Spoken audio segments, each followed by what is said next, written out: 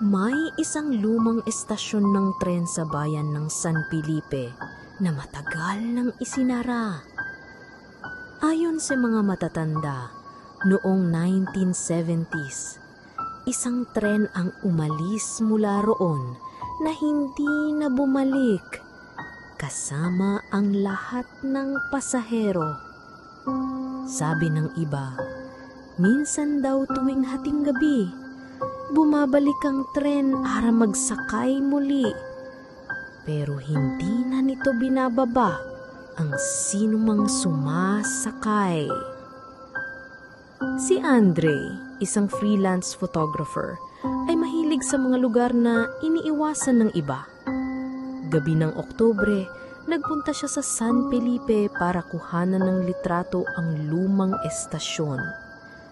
Madilim ang paligid at ang tanging liwanag ay mula sa kanyang flashlight. Paglapit niya sa gusali, napansin niyang malamig ang hangin kahit tag-init. Sa lumang orasan ng estasyon, laging nakapako ang oras sa 12:07. Habang kinukunan niya ng litrato ang lumang platform, nakarinig siya ng mahinang tunog ng tren mula sa malayo. Unti-unti itong lumalakas at maya-maya dumating ang isang lumang tren na kulay itim, puno ng kalawang.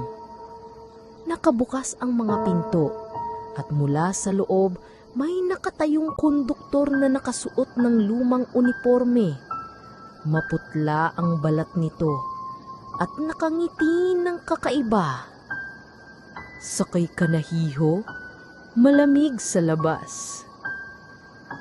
Hindi niya alam kung bakit, pero parang naitulak si Andre papasok ng tren. Sa loob, may mga pasaherong nakaupo. Lahat ay nakatingin sa sahig. Maputla rin sila at tila hindi gumagalaw. Nang maupo siya, napansin niyang lahat ng bintana ay nakatakip ng makapal na usok. Walang makita sa labas kahit isang ilaw. Maya-maya, isa-isang tumingin sa kanya ang mga pasahero. Lahat sila ay may malalalim na mata, tuyong balat, at bukas ang bibig na parang walang buto sa panga. May narinig siyang sabay-sabay na bulong na, "Hindi ka na makakauwi." Lumapit ang konduktor. May hawak na lumang tiket na puno ng mantsa ng dugo. "Huling sakay mo na to." Sa isang iglap, huminto ang tren. Bumukas ang pinto at bumungad ang isang madilim na lagasan na puno ng mga kamay na humihila palabas ng anino. Sinubukan niyang tumakbo pabalik, pero wala na ang pinto ng tren.